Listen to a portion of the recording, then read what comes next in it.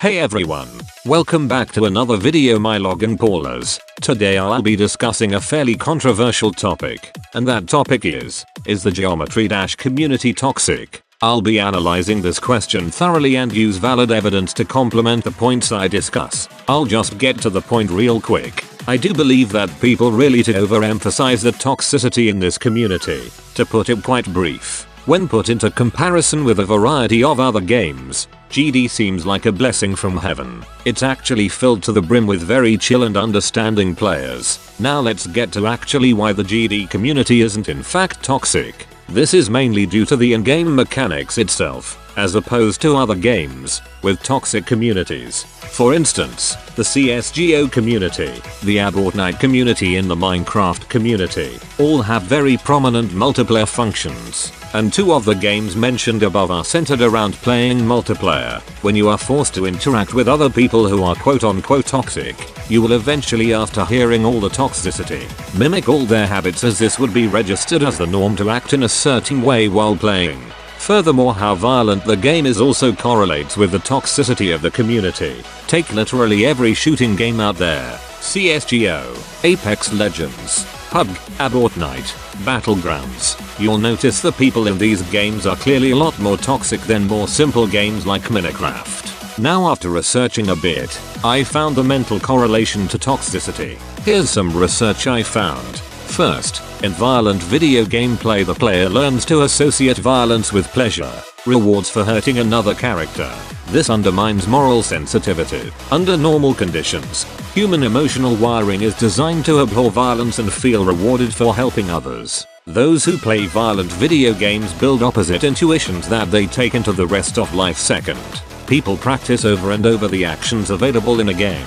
The player practices violent behavior hundreds if not thousands of times, much more practice than normal activities receive.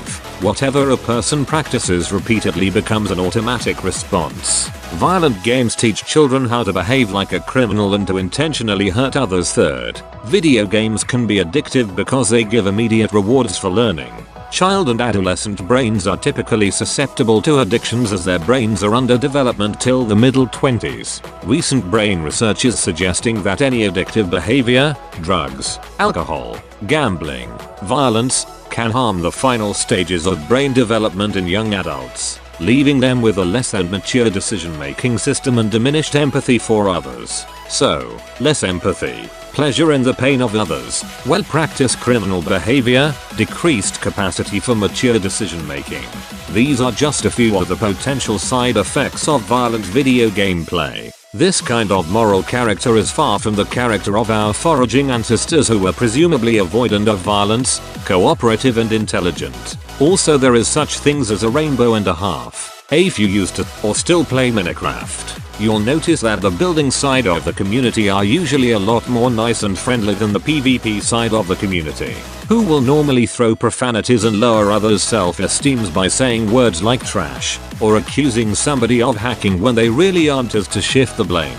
This data clearly shows that the games that rely on violent multiplayer interaction are a lot more toxic than the single player game that is Geometry Dash. I believe the toxic side of the community are the side of the community which are pretty much self-centered and can't take valid criticism. And I am not going to lie, I was like this myself. I was toxic myself. It is very apparent that the side of the community that are toxic is a loud minority. I am 100% sure people around the community have it engraved in their minds that the GD community is toxic through many different influences. If you as an influencer tell up and coming players that the GD community is toxic, then that's what the novices will believe. This is personally one of the problems I had with C when he was still around, is that he wasn't aware of his audience and how they would take that in their brains. The same problem I also had with Reverse Ivor is present for that exact same reason.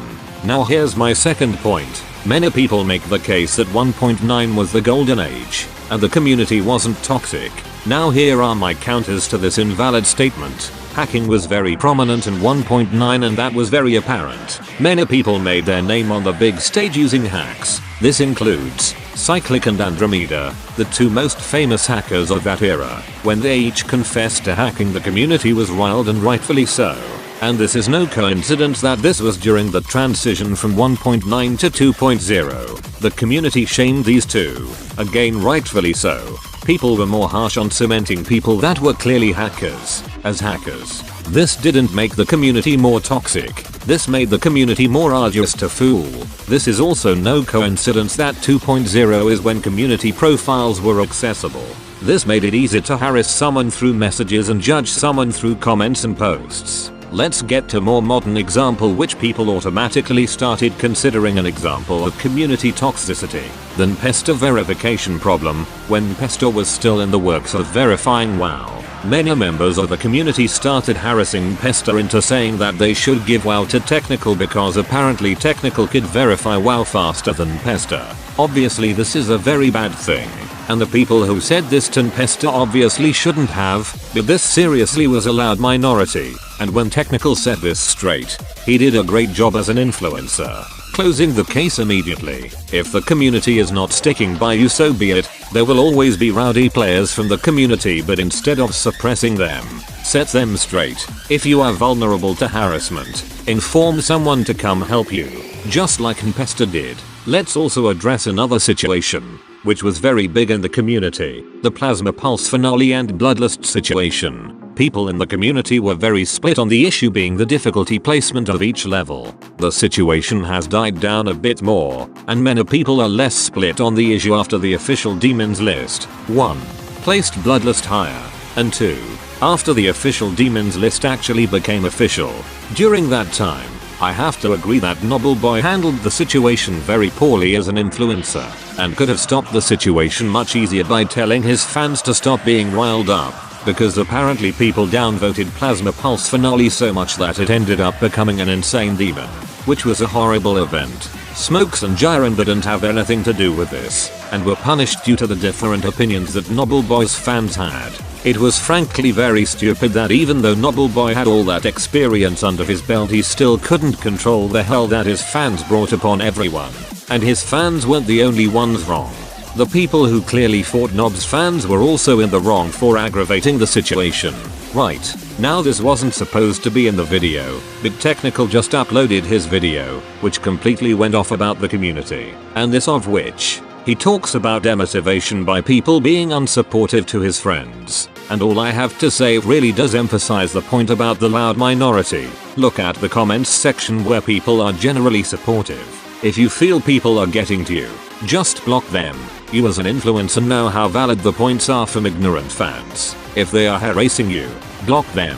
They can't be a force to dictate how motivated you are for beating certain levels. Another point brought up was that people keep addressing the attempts it'll take for someone to beat it. Now I don't know if this is just me, but this is clearly a joke, and never should be taken completely seriously. Now this is my take on the situation. If you have a different view, that's fine, and I would love to hear what you think.